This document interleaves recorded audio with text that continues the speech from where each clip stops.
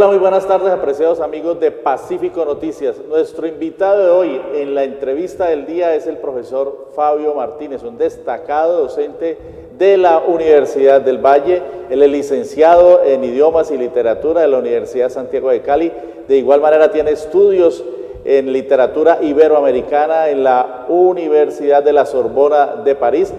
Ha escrito alrededor de 15 libros, está trabajando últimamente en uno que tiene listo sobre Buenaventura y está a la espera de editor. Sobre eso hablaremos al final de esta entrevista. Lo hemos invitado, muchas gracias por acompañarnos, profesor. Gracias, Luis Alfonso, por esta invitación.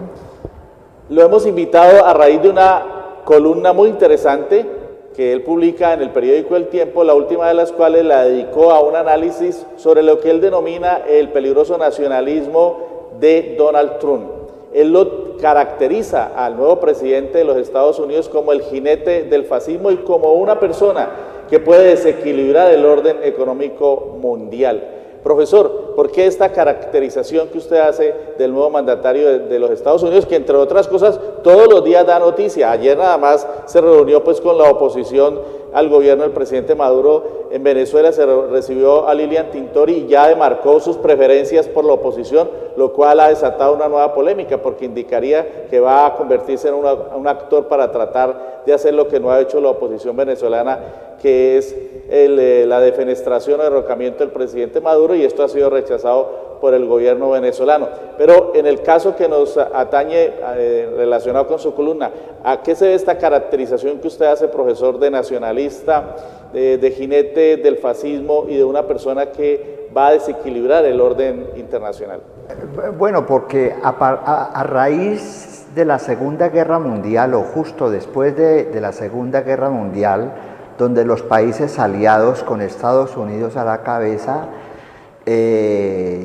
ahí se presentó un nuevo orden a nivel económico y mundial. Se firmó la Carta de las Naciones Unidas, que la suscribieron los Estados Unidos en aquella época, y donde se planteaba en términos muy, digámoslo así, muy clásicos, que había que tener en primera instancia unas relaciones de buen respeto con los países del mundo, en ese sentido. Y había que respetar de todas maneras las reglas de juego a nivel del comercio internacional. Desde esa época ya se preveía de una u otra manera que el mundo iba a girar a través, digámoslo así, de la compra y venta de mercancías, lo que hoy se llama la globalización. ¿Qué es lo que hace en este momento Donald Trump? Que de todas maneras es una sorpresa para los mismos Estados Unidos y también para el mundo entero, que enarbolando la bandera del nacionalismo, y todos los nacionalismos son peligrosos, va en contravía de los mismos principios que ha firmado la primera potencia del mundo. Él hace un llamado a un cierre de fronteras a nivel económico, ¿no? Incluso planteando decretos y leyes que van en contra y en contravía de los procesos de globalización y de expansión del mercado.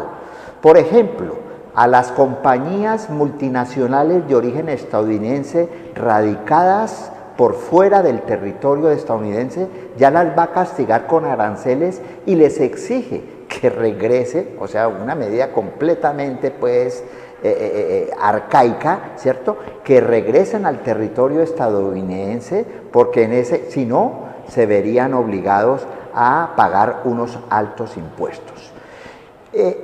O sea, no es el momento de los nacionalismos, y además los nacionalismos fueron muy peligrosos. Recordemos el tema pues clásico de Hitler. Hitler se sustenta con base, digámoslo así, en la supremacía, de la raza, de la etnia, ¿cierto? De la raza caucásica, ¿no? Como una raza superior por encima de los demás, y a partir de allí, ¿cierto?, establece un régimen de terror y un régimen de persecución contra los judíos y contra los gitanos. Yo sé que la historia es diferente, pero de alguna manera hay un tufillo político nacionalista de mal gusto que incluso hoy en día ¿no? La presidenta Merkel de Alemania, por ejemplo, y que hace parte de la comunidad alemana, es sospechosa, ¿no?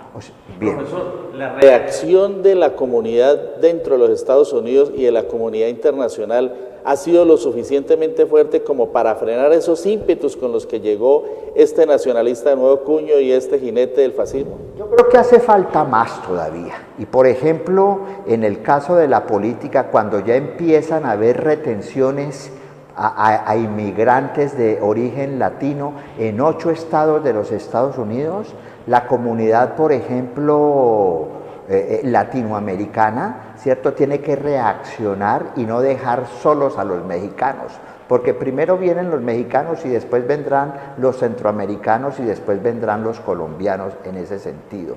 Yo pienso que a este magnate, que entre otras cosas ya está claro que es un inexperto en el manejo de la política internacional, hay que enfrentarlo de 2 maneras. Primero, lo tienen que enfrentar las instituciones, ¿cierto?, y las organizaciones sociales de los Estados Unidos, porque todos sabemos que internamente Estados Unidos, digámoslo así, en Estados Unidos hay una democracia.